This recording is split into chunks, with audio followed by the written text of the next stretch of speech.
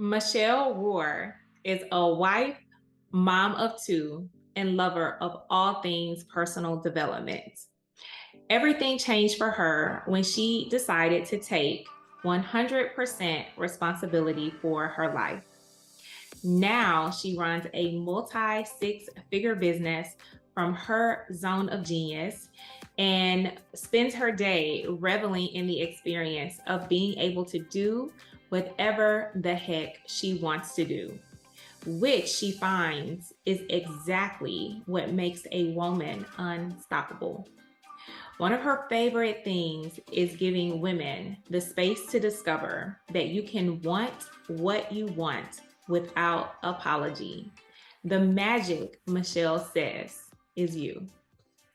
Hi, Michelle. I am so excited to have you here today. I am blushing. I'm full of joy. And I think anyone who's listening to this, whether you are a client, whether you are a just someone who's been following my journey, you will learn a lot about me in this podcast episode because the guest that I have with me here today has been very, very pivotal, you all, to the growth of my business.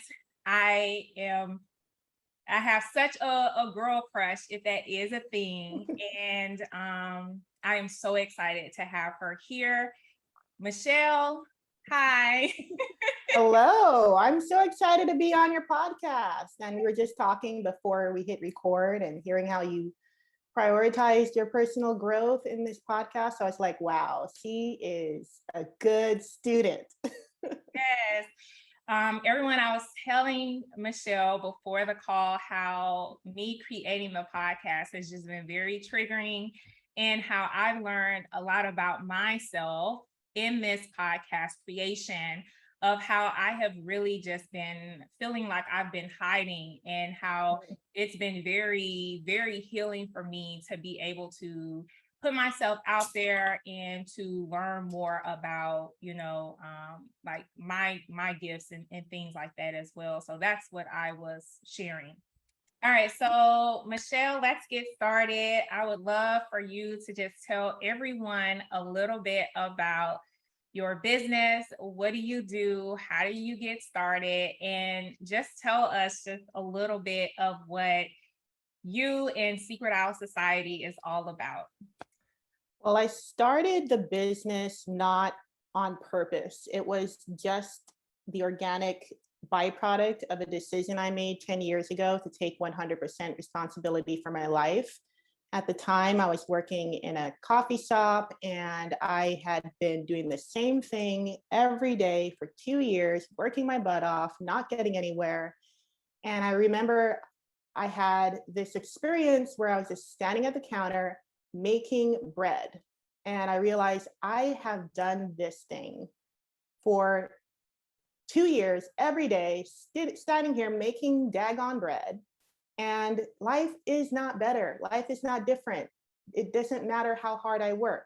And I realized in that moment, it was like my higher self came down and just planted a seed in my brain and said, hey, if you want to design your life, you have to take 100% responsibility for your life.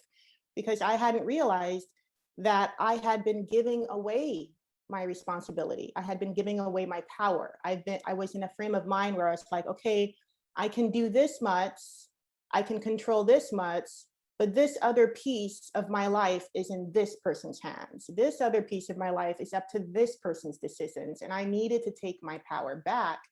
And I just committed to every Saturday driving to someone else's coffee shop, sitting down, getting my iced white mocha, and bringing my notebooks and pens and just writing out, who am I? Where am I going? What am I doing? And I just started designing my life. And it started on paper and then it started in actual reality. I started looking at what can I do this week to get out of my comfort zone? What can I do this week to do something that I don't naturally feel like doing, but I need to get out of this rut. So I need to do things that I haven't done before. And what ended up happening was I had all these papers accumulating, and I was like, I should organize this. And I bought a binder, which is like the one I'm using again now. It's just a regular 3-ring binder. And I started organizing all of my papers into different categories. Like, okay, this is for business, this is for health, this is for life, this is for goals.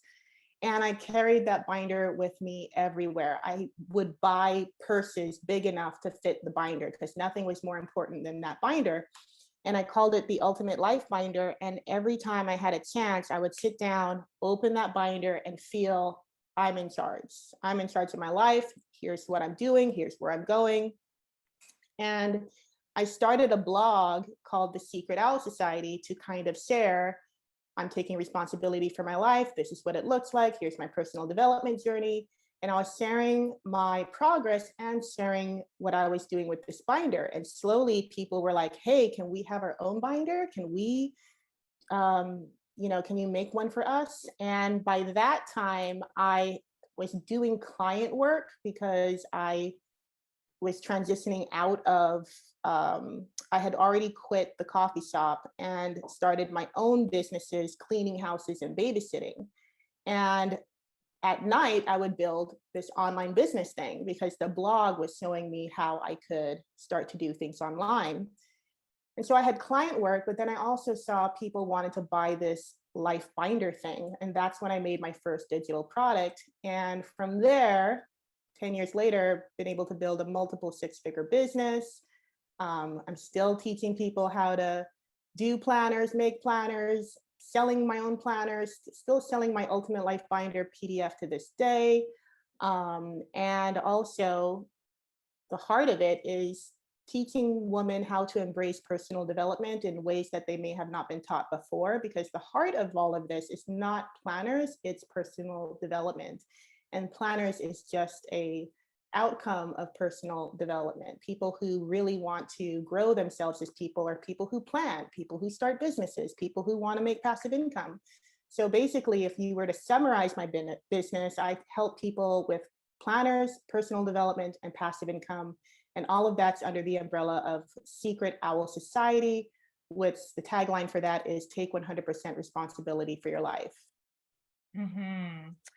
I love the Ultimate Life Binder. That was one of the first things I think I actually used that was behind Secret Owl Society, which is an amazing planner that allows you to plan your entire life. So from anything that you do on a daily basis to a monthly basis to even planning in the future.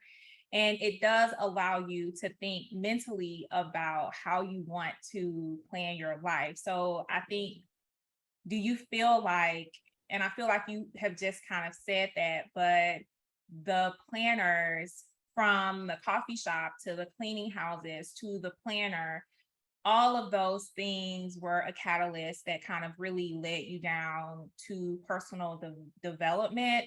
Do you feel like the planner piece really allowed you to work on your inner self, which allowed you to bring forth the personal development work that you do now? Yeah, because when I was learning personal development, and I had been learning some shape or form all my life, but I really got into it when I decided to take responsibility for my life. And I was reading these books and listening to these speakers, Jim Rohn, Darren Hardy, Earl Nightingale. And so I was learning personal development. And then I was like, okay, well, how do I do it? How do I take what I learned and practice it in my life? And that's really what fueled me creating that binder, because I realized, okay, there's personal development 1.0 where you're just listening and reading, and there's 2.0 where you are doing and assimilating. And so the planner was really my way of showing myself, okay, you're not just listening to a CD or reading a book, you're taking what you're learning and you're turning it into, what are we getting done this week? What are we practicing this month? What are we becoming this year? And it really, it goes hand in hand. Mhm. You have quite a following. Even from when I first was introduced into your company, even then you have had quite a following. Have you ever thought, like, for some reason, you seem to like have a lot of people that gravitate towards you in the online space. And what's so interesting is that now you are completely off of social media. For the most part, you're on YouTube though, right? But just not Instagram and Facebook. So how has that journey been for you? Because you know, you have transitioned from having such a big following, big Facebook groups, just big Instagram, into now not having a social media page as well. Like, what has that journey been for you? And first, I would probably before that kind of go back to like what made you decide to get off of social media. Mhm. So what made me decide to get off was literally just desire.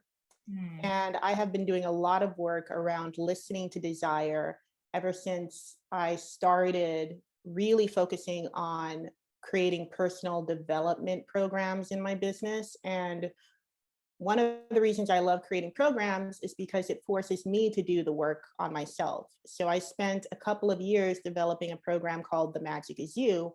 And that program really taught me the importance of saying yes to desire. And so many women, or anyone, but women especially, are building their businesses from a place of self denial. Like, I don't really want to do this. It doesn't resonate with me. I don't like it, but they say you should do it because if you want to be successful, blah blah blah. And so, and it's true that you can love doing something and then not love it anymore. So then what? So for a long time I was using Facebook and Instagram for my business. The way I used Facebook was I had Facebook groups, private Facebook groups for the people who bought my programs. So it grew to like, I think the bigger group was like a couple thousand or more. And then Instagram, I was enjoying using that to like say my opinion and create pretty posts about my products and, express my voice. And it grew to like, I think 4,000. So even though like these numbers aren't huge, and yet it was still very profitable for me because I attract people to who I am, not to who I'm pretending to be. So the people who follow me really follow me, or most of the people who follow me, they really follow me. They buy what I create. They're there to, they're there because of me. They're not there because I'm trying to serve them. They're there because they're like, I just want you to be Michelle. Do whatever you want to do. I'll buy whatever you make, which case in point, you're like that. So I'm able to have a very successful business with relatively small numbers. There are people who have groups with thousands and thousands of people and followers on Instagram in the thousands and 10,000s, but they're not making as much money in comparison to the number of followers because there's a disjointedness between someone following you to someone buying from you. There has to be more of a connection. And I feel like I really had that connection with people on Facebook and Instagram. I could put a post in Facebook and make thousands of dollars in hours. And yet I decided that I needed to close the groups. I needed to not do it anymore, not do Facebook, not do Instagram. And the reason for that was just desire. There was a little voice inside that said, we don't want to do this. And there were specific reasons that I came to that conclusion where I realized I don't like this. I don't like that. I don't like this. And I had to listen to the voice that said, we just don't want to do this anymore. And for a while, I fought the voice because I was thinking, well, is this just my comfort zone pushing back on growth? And I was looking at other people who I admired and how they ran their group and how they deal with difficult people. Because the other thing that happens is the more people who join, the more personalities there are. and the more you have to deal with it. And I just got to a point, I think it was actually at the same time that Simone Biles pulled out of the Olympics because of her mental health. And the whole world was like, how dare you? You like they acted like she let them down and she owed them. And she was like, I'm my own person. I don't owe anyone anything. I'm doing this for me. I don't need to incorporate the world's opinion into how I take care of my mental health. And I realized that I wanted to kind of do the same thing where it's like, instead of thinking about how are people going to feel about this, people love this group, people come in here and they want to connect with other people and they get, it helps my business. I make tons of money just by posting in a group and I'm not even having to send an email. And yet there was that voice that said, let's not think about the money. Let's not think about other people's feelings. What do we want? And I realized that if I listen to that voice, I'll create the most beautiful business of my dreams. If I don't listen to that voice, I will only be able to go so far in my business because not we've come from this paradigm of you have to sacrifice and you have to suffer, no pain, no gain in order to be successful. But I think the new paradigm is if you run your business that way, you are actually keeping yourself cut off from making so much more money with so much less effort. And so now, having quit social media, I'm still making great money and I'm not working as hard as I used to. Because the other thing with social media, Facebook and Instagram, they're open all the time. They never close. And when you think about that, that's so unnatural. Yeah. Because you can go to bed at night and it's not like you close the doors on your social media. People are still coming in, commenting, DMing. They could be starting fires. They could be saying something inflammatory or racist. And then you wake up in the morning and it's like, oh my gosh, what happened while I was sleeping? And you never really get to rest because it's never closed.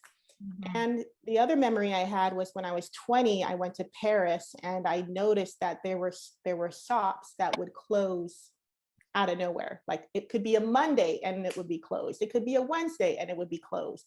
They could be off on holiday. And no, it's not like the owners go away and they leave their employees to keep running things. They just close. And I realized that's the business I want. I want a sabbatical based business where I can close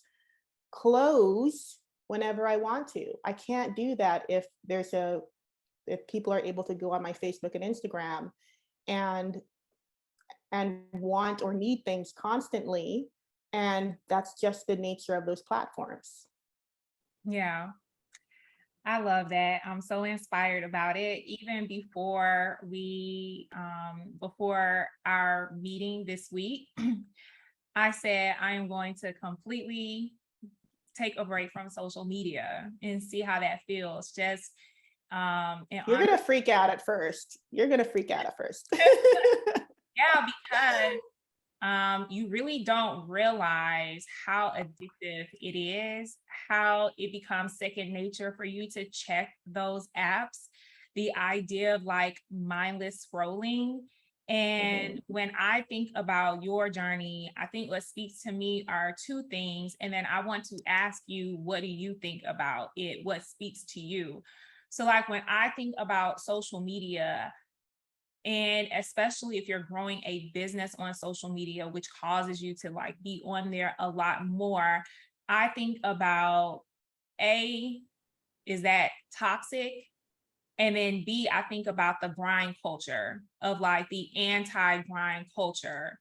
So like for you, Michelle, what do you think? Do you feel like social media has a toxicness to it? Or do you feel it goes against our nature of like just this idea that we have to grind all the time? I think it's toxic to be in a constant state of self-denial. So if you are truly enjoying using social media, then it's okay. But to be human is to go through seasons.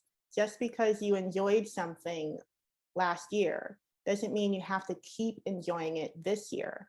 And so what happened for me was I literally started my Facebook groups in 2018, 2017, specifically because I was afraid to do it. And because I have this way of life where I do what I'm afraid to do constantly, I just make it my normal thing. I'm afraid to do this, therefore I need to do it. I opened those groups because I was afraid. And then I got to a point in 2020, I think, 2021, I don't know, I can't remember. Pandemic, all the years blur together. Yeah, Um, right. I got to a point where I realized the fear was now to close the groups. So first the fear was opening them. Now the fear is closing them. And the thing with fear is you get to a point where in the beginning, you're just doing things because all you feel is fear. If you want to move to the other side, you just do things because you're afraid. As you grow in your personal growth, you get to a point where you stop being defined by the fear. Things stop looking like, oh, it's just fear, and you start to connect with the desire on the other side of the fear. So you're no longer looking at the fear, you're looking at the desire, and you can see the desire on the other side of the fear. So when you start doing that, things become much more clear. Because if I was just in a state of, okay, what am I afraid of? I could easily say, well, I'm just afraid to keep the group open and have it keep growing because it means more people, more complexity, more communication, more work. Maybe I'm afraid of that, therefore I'll keep doing that. But that's not where desire was hanging out. Desire was hanging out on the other side of the fear of closing it. So I think for any woman to be so disconnected from their desire that they don't even know what they want anymore, that is toxic. And I want women to know that if you want to have a business and a life that you actually love, it means saying yes to desire. It means saying yes to yourself, no matter if that looks completely opposite from what someone else is doing, or if it's completely opposite from what you did last year. We are allowed to go through seasons. We're allowed to change. We're allowed to make up our own definition of success. What does desire mean to you? When you think about desire, what does that mean? Desire means prioritizing my inner child. I love that so much. Because my inner child lived off of desire. And it was the world who taught my inner child to put her desires away and focus on everyone else's needs instead. And so for me to focus on someone else's needs is to be in trauma response mode. And that's why I kind of push back against the teaching that is so standard in online business, where it's like, serve your audience, do what they need you to do what they want you to do. And yes, they're both things can be true at the same time. You can say yes to desire and you can serve your audience. What I have a problem with is sacrificing your desires in order to serve your audience. I want people to prioritize desire and not even try to do this like Venn diagram thing where it's like, okay, what does your audience want and what do you want, and try to figure out what thing achieves both sides at the same time. I'm like, if you focus on your desire without even trying to figure out what your audience wants, you will automatically benefit your audience. The thing is, you need to let that be whatever it looks like. Sometimes it looks like people leaving you. And you need them to leave you in order to be a space for the people who will let you be whatever you want to be.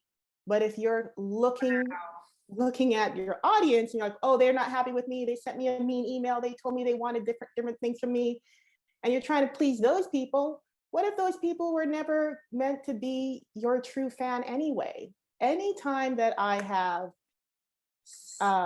sacrificed really prioritizing myself in order to take care of this one person who expects this one thing from me, I always regret it. It always ends up costing me more time, more money, more energy to undo the consequences of building my business from a place of people pleasing. Anytime I've done anything in my business from a place of people pleasing, it costs me. So I would rather someone be a customer, come to me and say, I don't like what you are doing and leave, Right. than someone come to me, say, I don't like what you're doing, and then try to please them. Because even the holding on is an act of fear. Yeah. If you're building your business from a place of people pleasing, you're building your business from a place of trauma response.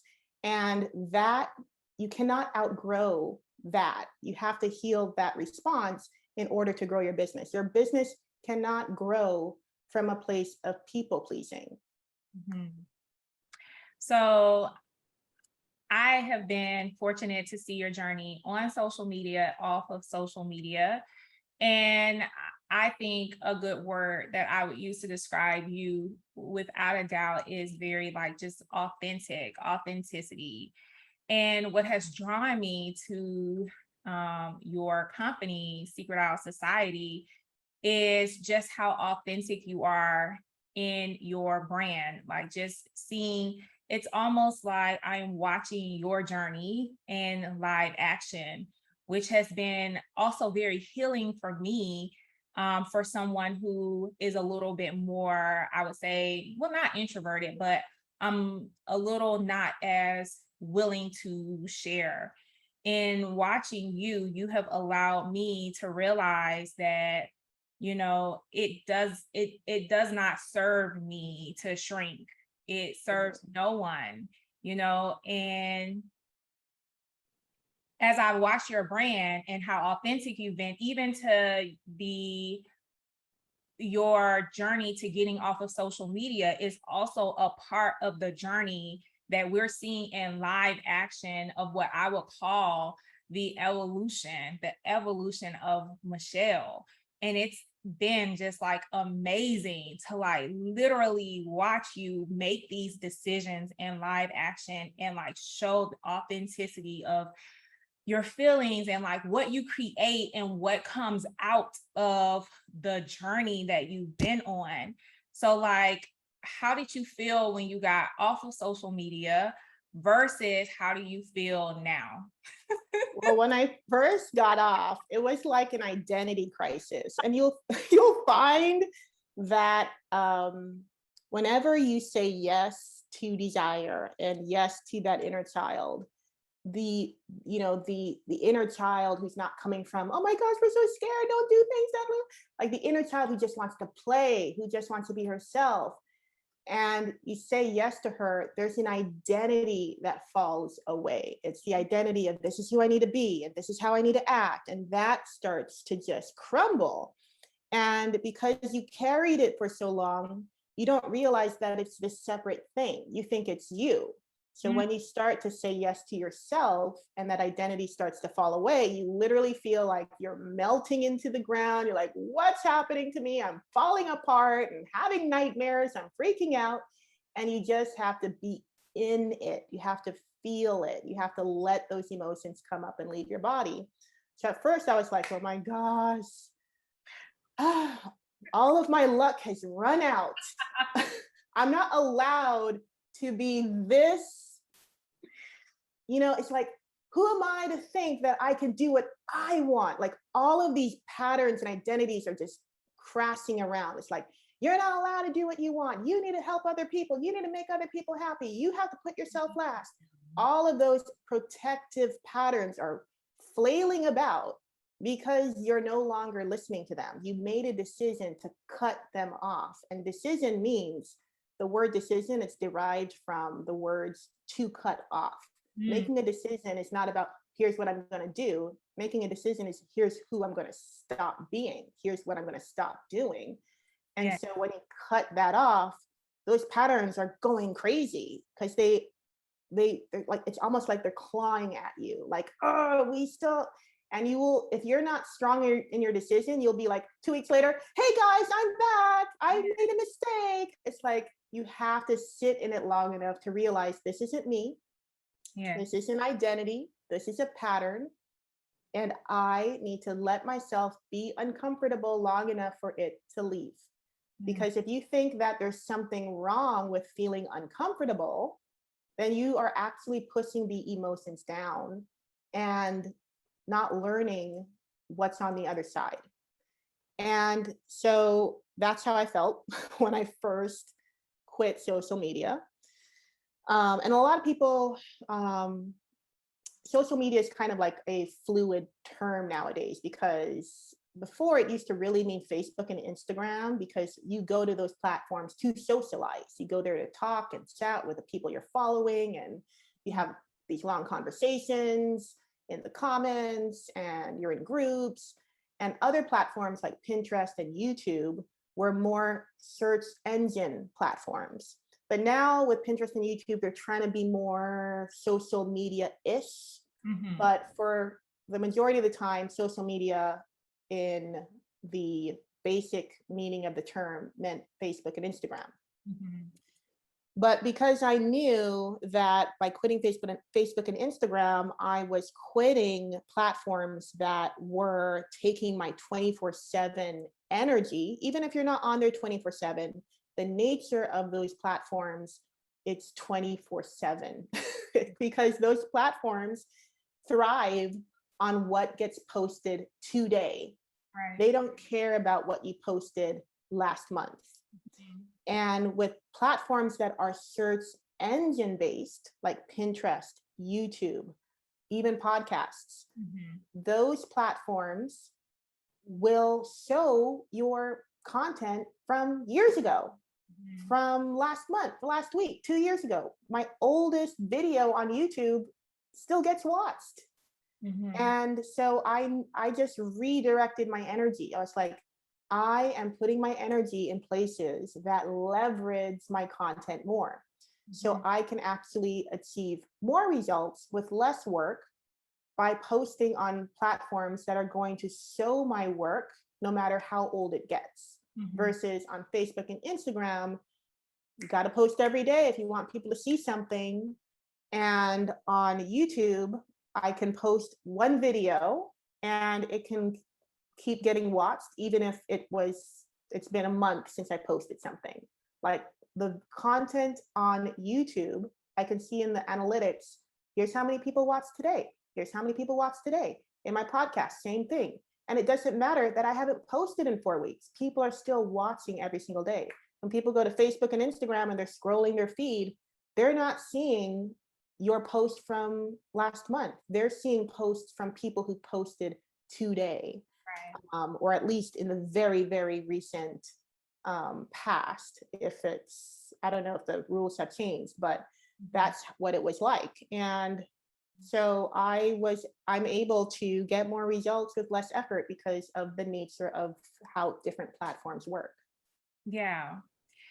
So you have built your business to beyond 6 figures, multiple 6 figures. Even with you off of social media, your business is still growing. Michelle, do you feel like there's a secret behind, like, what's the journey to even growing it to 6 figures? Do you feel like that even in itself is a inner journey to even multiple 6 figures? So as far as like how you built a successful business, what has that journey been from you, been for you? There are a lot of entrepreneurs who are really just even trying just to get to 6 figures, and you have, surpassed that beyond. So, and you should know because you're my accountant. If anyone didn't know, Nikandra is my accountant. She sees all the numbers. You probably know my numbers better than I do. I know the numbers, everyone. I would not.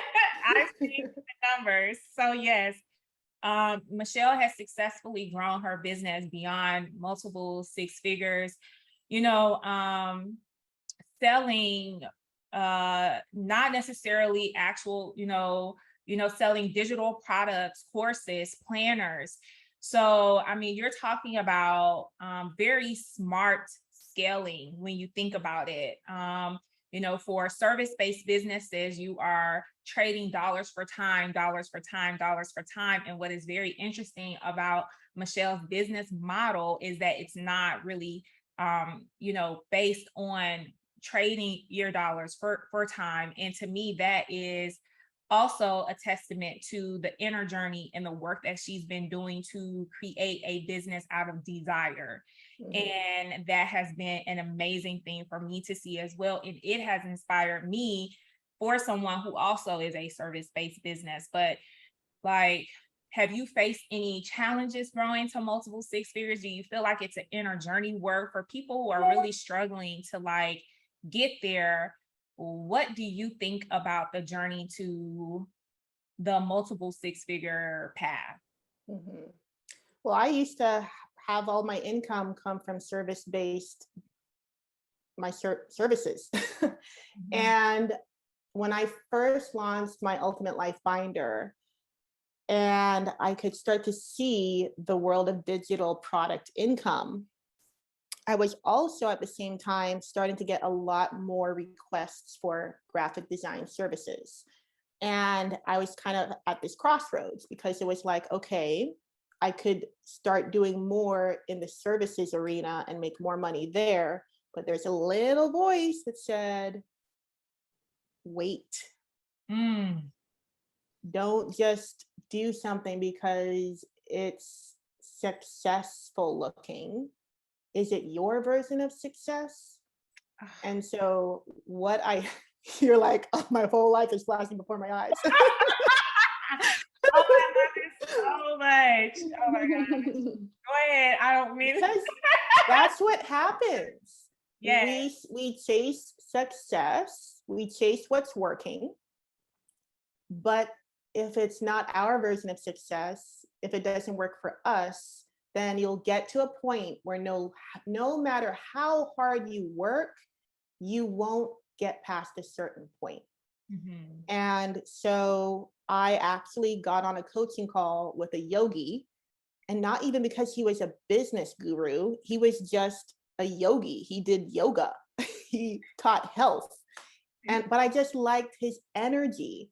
And Mhm. so I got on a call with him, and I was talking to him about how I have this online business, but I don't know if I want to do more of this service work. And I don't know if I want more clients. And I feel like I won't be able, like, my health is going to suffer if I try to do more of this type of work.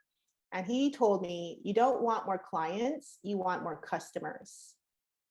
The difference is you don't want to have more service stuff, you want more digital product stuff. And so I made a decision to have one client and say no every time a new person would ask me to take them on as a client. I just knew no, no, no, no. And kept one client for many, many years and started developing digital products. And that was powerful because it's a practice. It's a practice creating courses. Mm. It is a form of personal development. It's not just, oh, I just made a course. It's every time I make a course, part of me has to die. Mm. And when I first started making courses, it was ugly.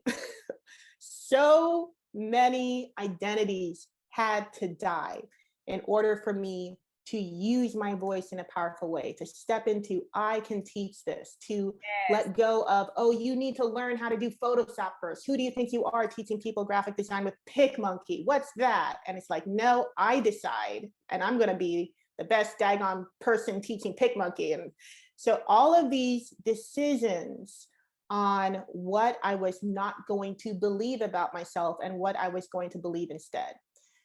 And I have to do that with every single course I make. And so deciding to go the personal, the online course route was a huge form of personal growth for me. And this is not like a blueprint for success. This isn't like, oh, you should do online courses. Maybe your personal growth and desire is taking you into services. That's why it's so important to stop looking to other people for a blueprint and start looking to your own soul for your blueprint. because it's going to be different. It's going to constantly change with every season of your life. And so I did not start making online courses because that was the thing that was going to make me more money more easily. I started making online courses because each online course was a catalyst for personal growth. And when you build your business from that place where you're prioritizing personal growth and you're literally doing something because you know it's going to grow you, not I'm only going to do this if I have a guarantee that I'm going to sell this much and it's going to fit this niche and it's going to work this way in my business. It's like, all you need to know is there a desire? And if there's a desire, get started and do the personal growth work that comes along. And from that place, it'll be like you're a marketing genius and you're automatically creating this design with your whole business that produces revenue, but all you actually were doing is saying yes to desire and saying yes to the personal growth. And so I think what happens with people who feel like, why am I not making six figures yet? Why am I not making more money? First of all, I have no problem making more money. You can give me $1 million right now. I will figure out what to do with it. I am not one of those people who are like, I have enough. It's okay. It's like, give me that money. Give me the money you're not saying yes to, because I can put it in investments. I can make sure my kids have money. First of all, it's like, how do you feel about money? And so I feel money is welcome here. As much money as wants to come to me, I am here, because I don't have a belief that making more money equals working harder. I have a belief that making more money equals working less. So with that belief, I create a business to match that belief. If I had the belief that making more money means I have to work harder, then I will sabotage my business because I don't want to work harder. Right. So you have to see, what belief are you coming from? And so when I examine the beliefs I have and do the work to let go of beliefs that don't serve me and adopt the ones that do, your business is a reflection of your beliefs. So many people are holding on to really crappy beliefs and wondering why the business keeps looking the same and keeps producing the same results that they don't want. It's because you're holding on to beliefs that you don't actually want. People hold on to beliefs like, well, I'm not an expert, so I don't know what I'm talking about, or I shouldn't teach about this because there's already free online courses about it on YouTube. Or like our mentor, Tanya Lee, talks a lot about how you can choose any thought you want. Yeah. Why choose the one that doesn't serve you? And so I do the work to choose thoughts that serve me. I remember when the pandemic first happened, I had my freak out moment like everyone. I was like, oh my gosh, is everyone gonna stop spending money and I'm not gonna be able to sell anything? And we gotta save money, we're gonna go. And I remember my husband bought this box of dryer sheets and it cost like a couple dollars.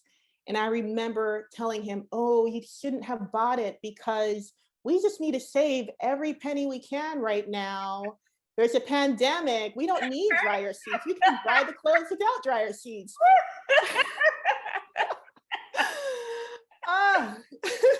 Can you imagine the business I would have created if I had held on to that belief? Thank goodness. Very quickly, I was like, no, we're not thinking that. Buy all the dryer sheets you want. We are choosing to think differently. I'm not going to be reacting to what the world is doing. I'm going to be controlling what I have responsibility to control. And I just decided I was going to build an even bigger business without retracting and compressing. And that's what happened. I ended up making 2020 was like it was the best year up to that point. Like I went from making barely above the client income I was making to quitting client work and making more money than ever. And that's because I stepped into the identity of someone who had abundant, powerful beliefs. Someone who's worried about the cost of dryer sheets isn't someone who goes and makes six figures. Like, Mhm. so if you look at where's the incongruencies in your belief system with what you actually want to create, you start to see which beliefs need to be replaced. And I'm not saying that, oh, okay, you need to choose this belief and get rid of that belief. Someone can, tighten their budget from a place of abundance. Mhm. Another person can tighten their budget from a place of scarcity. So Mhm. it's not about the actual thing, it's about the energy behind it. And I realized the energy behind my decision to no longer buy dryer sheets was not coming from an abundant place. And I just started to say yes to abundance even more and challenging myself. Like when we moved into a better house in the midst of a pandemic, and I started buying the green velvet couch for the living room and wallpaper for the office and the nursery and beautiful rugs from the Jungalow brand that I love, like saying yes to desire over and over and over. It was scary because it was like all these older patterns in my body saying, you need to just make do more with less, you don't need that. I don't believe I would have the business I have now if I hadn't been looking for the incongruencies Mhm. in my belief system and getting rid of the thoughts that didn't serve me. So I think that for women, we need to be more holistic Mhm. about our business. It's not like, okay, over here, I'm going to treat my health and my well being and my self care at a level 5, Yes. but I expect my business to be a level 10. It's like, no, we have to start where it starts. Yes. So you're talking about the digital courses. You have went from creating the Ultimate Life Binder, Planner Girl Insiders, which is for a membership for other digital planner creators. But then to the side, well, not to the side, amongst all of these beautiful things, you have the magic is you. Hmm. So, which I love so much, I'm a part of, and it has been just such a great program. You just finished the Release and Reclaim, which was like a 30-day journey that you took us on, which was amazing. And like, it speaks to the inner journey you're talking about as far as like who, like you being the who says that what you can and cannot teach on. So Hmm. like there may be people, well, I think the first thing was like, what was that journey from you shifting into personal development work? Was that very triggering for you? And what made it so, full of energy where you felt like, I have to put this out, I have to create the magic is you? Or did it come organically over time? And then you realize, oh, wow, this is the magic is you, because you've always talked about taking 100% responsibility for your life. So for me, the Magic is You is a very expansive, beautiful program that helps people take 100% responsibility for your life. So I think my first question is, how were you able to transform from creating planners and things? And even though that was personal development, the Ultimate Life Finder, but going into the Magic is You, which also talks about your inner child, it talks about trauma, it talks about personal development, saying yes to desire.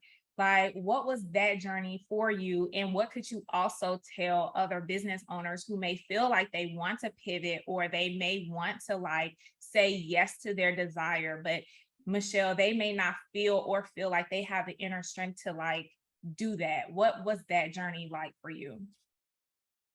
Well, first and foremost, I always come back to this business doesn't exist because I'm trying to serve an audience. This business exists as a byproduct of me prioritizing my own personal growth. And so, as long as I'm making decisions from that place, I have complete control over success because I control my personal growth. I can't control whether I'm making my audience happy with every step that I take. And so, if you're building your business from a place of, I need my audience to be happy, you're keeping yourself very small. Because anytime that I have grown my business or evolved the program and taken things to the next level that opened me up to receive more money, there's always someone who's like, well, we like the old way. Mm, We aren't interested in this new thing you're doing, this mm, different thing you're doing. mm. So when I started The Magic Is You, it was actually called the SOS Club when I started it in 2015. Yes. And this was almost 10 years ago, because we're going to be in 2025 before we know it. 2015, was it 2015? I'm pretty sure it was. I was living in a rundown, moldy apartment with my two sisters, sleeping on a secondhand $20 futon on the floor, killing a roach in my bedroom every night. And sorry for people who don't like to kill roaches. But even that scenario was a result of my traumas around putting myself last. I could have been on a plane and on my way to Paris and renting out someone's bedroom and living my best life. But I was like, no, I got to stay here. I got to help my family. I got to help my sisters. We just all need to succeed together. So Mm, that kept me very small mm, and very broke and living on the floor, basically. mhm, But even from that place, I was connected with, I can do things. And I created a monthly subscription where people paid $5 a month to get 5 printables from me every month. And so at that point in time, I was the $5 a month printable girl. But because I kept prioritizing personal growth, because I kept evolving to the next step, always prioritizing personal growth. It wasn't, I worked really hard and I made money and then life got better. It's like I had to do the hard work of evolving myself. And sometimes that work was devastating. Sometimes it looked like people leaving me, friends leaving me, people no longer talking to me because I was no longer the girl just helping them with their life. Now I was living my own. And so I got to this point where my life improved. I kept growing. And in 2019, I think, I I remember, I think I, I was still doing the SOS Club, but at that point it had evolved to me teaching business things every month. And it was still a subscription, but at that point, I think it was like maybe $10 or $15 a month. And I just had this moment where I realized this is not enough. It's not enough for me to teach these women how to do this and how to do that.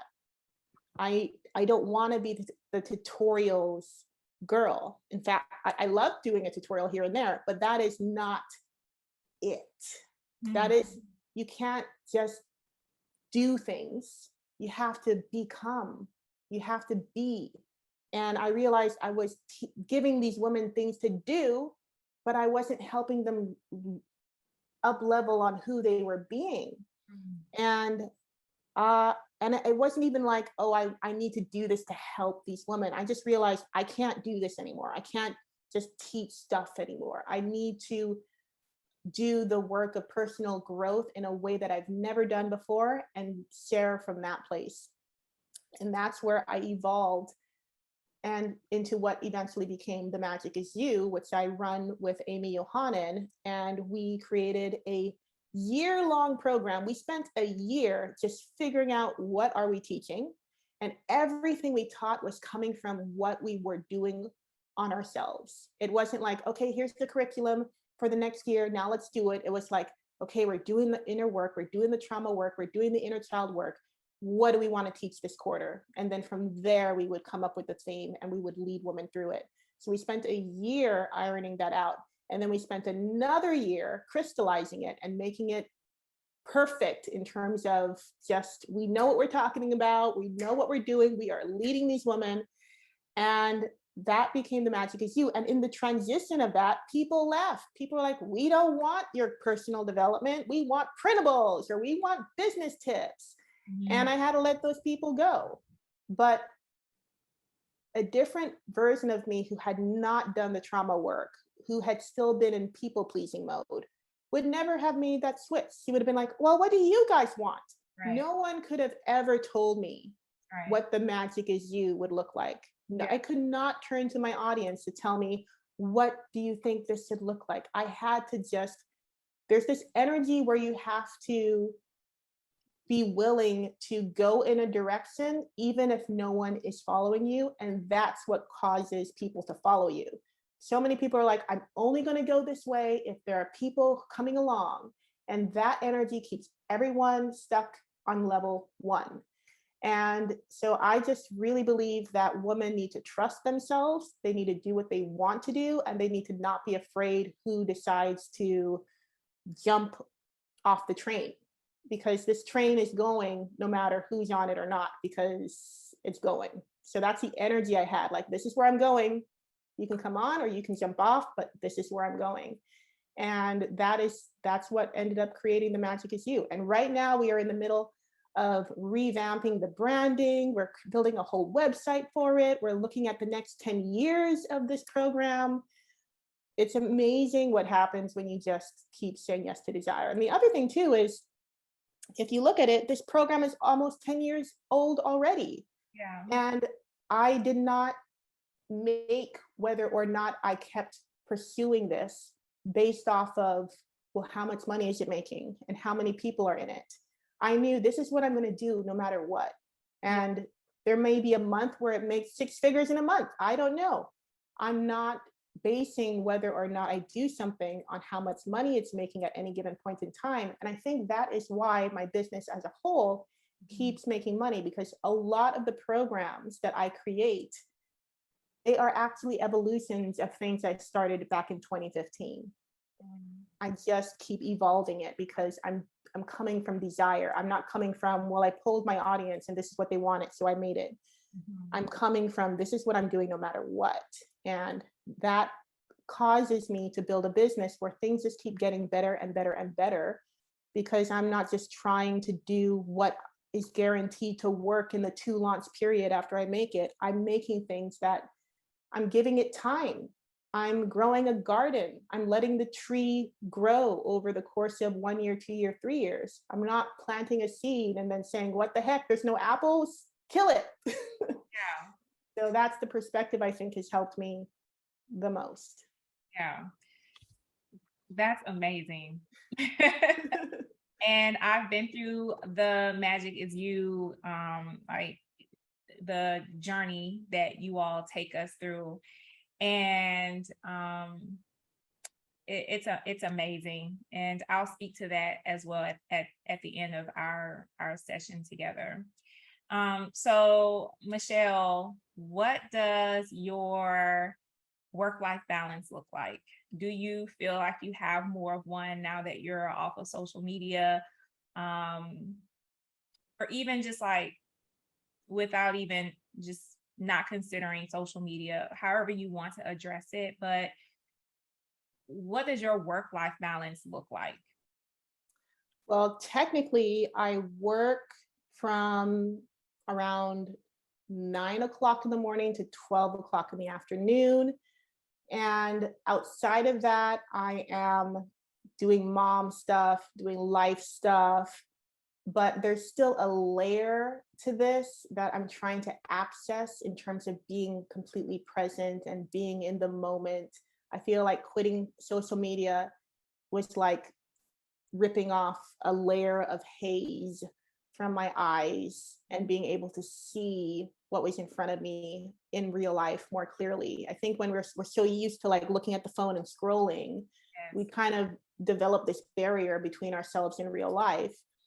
So I feel like that has been removed, but I also still kind of feel like there's still a couple more layers where it's kind of like, this is me, and then this is my life, but I'm not 100% in it.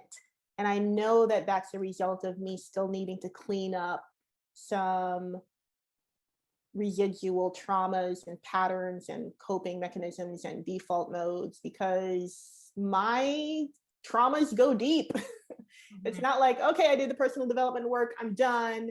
In fact, I saw this video where it was kind of like a comedic take on what it looks like to do personal development work, because you get to this point where it's like, life, I get it. I learned the lesson. You don't need to keep teaching me life lessons. I'm done. Like, you get to this point where it's like, come on. In fact, I was messaging Amy and I was like, yeah, I'm going through another thing and I'm processing, and I feel another pattern is dying, and I want to scream at the pattern and say, can you just die already? Right. Die. Oh, but of course, you can't do that. You have to be in it. You have to sit with it.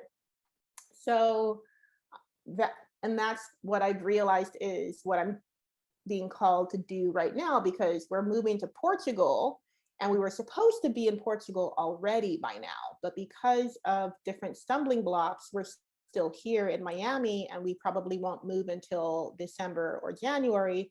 And at first I was like, oh my gosh, what the heck? But then I realized, okay, this is a gift. How is this happening for me? And I realized that I need to take everything that I feel that Portugal, life in Portugal is going to give me, and I need to step into that identity and create it now. So it could be as small as, like, the other day we went grocery shopping and we came home, and usually I would just clean out the fridge and put everything away. But this time I just gave myself time to really enjoy cooking the food, meal prepping, getting the food ready for me, getting the food ready for the kids, just having the whole week ahead of us with food that's already ready to go and enjoying that process. The default version of me would not have done that. She would have been like, we don't have time, we got to get things done, we got to clean the house. The true version of me wants to cook, wants to enjoy, wants to turn on some music and put some chicken in the pot and some ground beef in the pan and some, make some zucchini bread. Like, little things like this, where it's like being completely in the moment and not giving into this feeling like you need to do something. You don't get to do what you want to do. You need to do something that feels more important or something like that. Because I grew up in a house where it wasn't safe to do what I wanted. And for me to really embrace this season, I have to teach my body that it is safe to do what I want. Because even though I can technically do it, I haven't reached that point where it feels safe. Like, I can sit down and read a book, but the energy in my body is still in this mode of saying, you got to get up, you got to get things done, you don't have time, hurry up and finish, you're done, you need to do something else. The old version of me would read a book a day. She would just luxuriate and read a whole book, not think about anyone else, anything else. But because of so many things that happened in my childhood, I'm now this person who's like, I can't sit and read. I can't enjoy a piece of fiction. I have to do something that helps someone else. And right now I have to do the work of unraveling that more. My life has improved in proportion to how much I've unraveled that, but there's still more residual cleaning up to go. That's good. I guess what I was thinking to myself is, like, for women who feel like they're in the grind or the hustle and they feel kind of like how you may have felt when you lived with your sister, or maybe when you were at the coffee shop or cleaning houses. And they may look now and say, well, I don't have time to do that for myself, or to say yes to desire. That was a practice for you, and you having to intentionally put yourself first. Is that right? Yeah, it was because all of us have a dominant pattern of how we survived Mhm. in childhood. And for me, my pattern is, in order to survive, in order to feel safe, you put yourself last. And so my work in life and business is to go in the opposite direction of that pattern. And I've seen my business and life improved in correlation to how much I've gone in the opposite. Mhm. But there's still little ways, and life is made out of the little stuff. Life is made out of you sitting down and reading a book, going for a walk, making food, spending time with your kids. Life isn't about all the big decisions. Life is about these little everyday moments. And I Mhm. realized that there's work for me to do in those everyday moments, because I can go through the motions of having a work life balance, Mhm. but do I feel that? And I would say, no, there's still a layer between me and the moment. And that layer can only come off as I show my nervous system that it is safe. It is safe for you to sit down and read this book. It is safe for you to enjoy making a meal. It is safe for you to do nothing, Mhm. because I can go through the motions of doing those things, but my body still doesn't know that it's 100% safe. Yeah.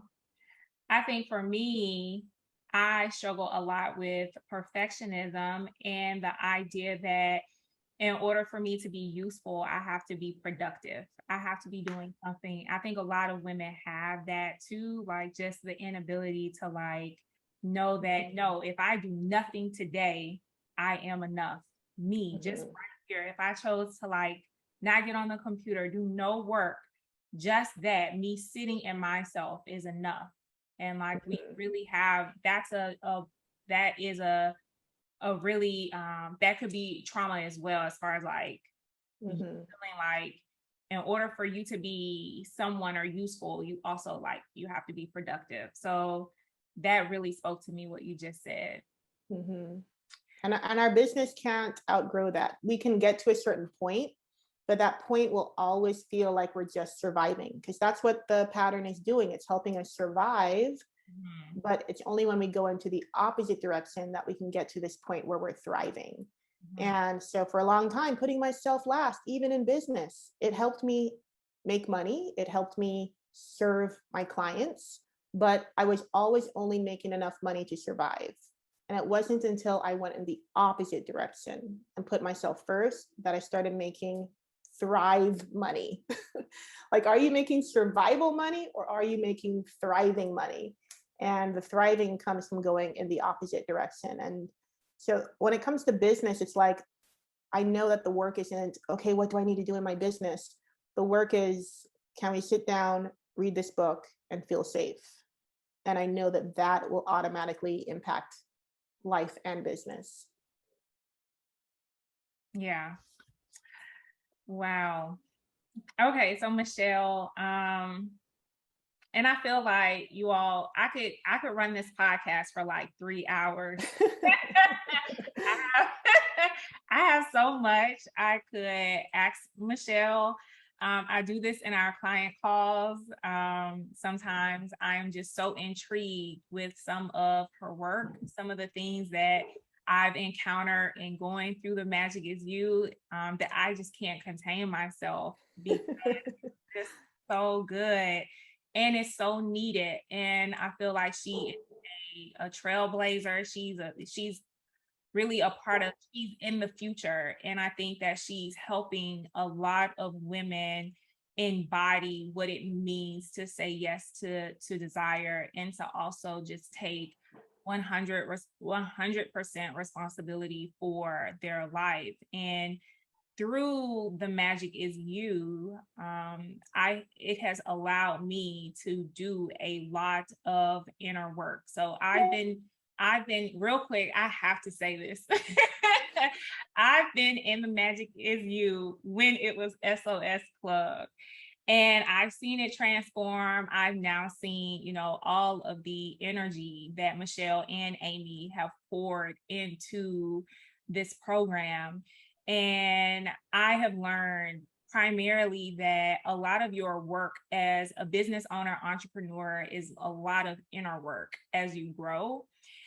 And through a lot of what she has taught me inside of the Magic Is You has allowed me to see a lot of things, ways that I have sabotaged myself, having a scarcity mindset, like not being able to, again, say yes to my desire and really like operating out of a place of like fear.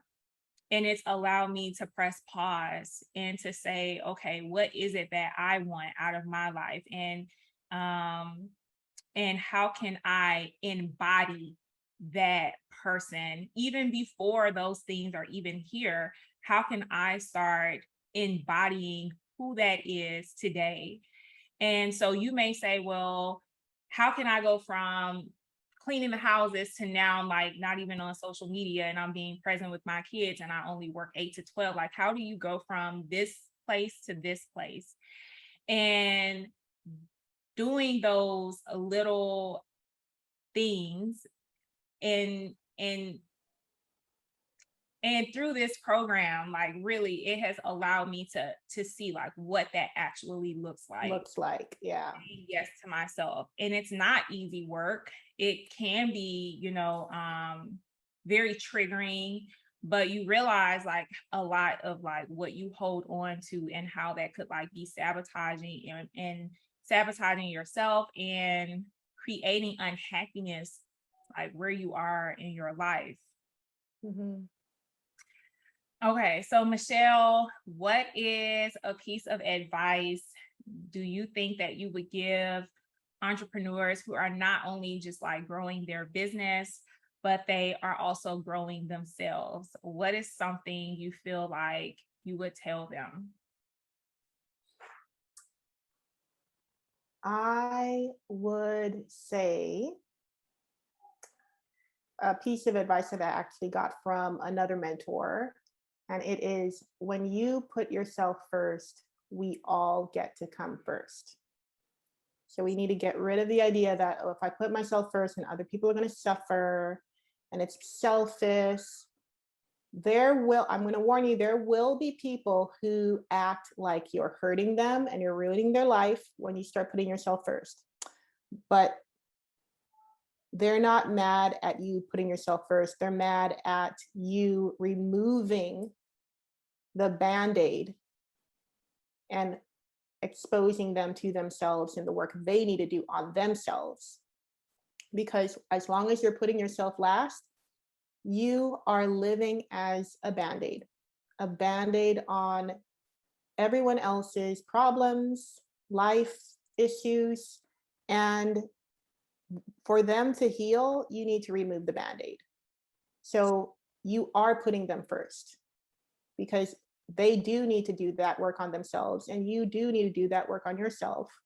And to try to sacrifice yourself to take care of everyone else is to keep people from the work that they need to do, the inner work that each and every single one of us has to do.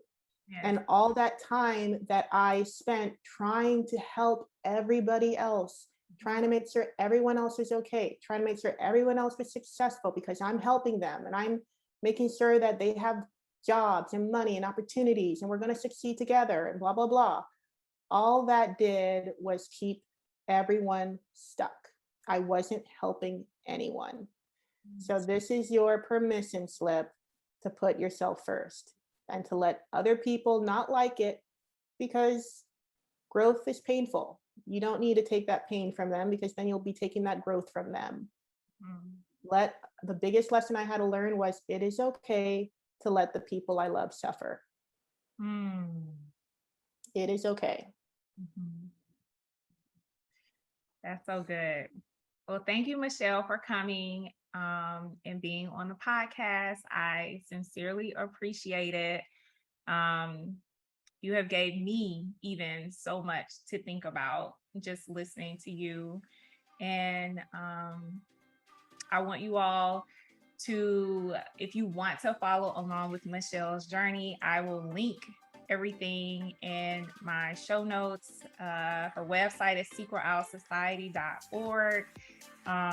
There you can find out about the Magic is You. You can find out about all of her digital planners, her planner insiders. She's on YouTube. More importantly, you can join her email list and keep in contact with her there. So I'll link all of that for you all. But thank you, Michelle, for coming. I appreciate you being on the podcast. Thank you so much for having me. Let's do this again. All right.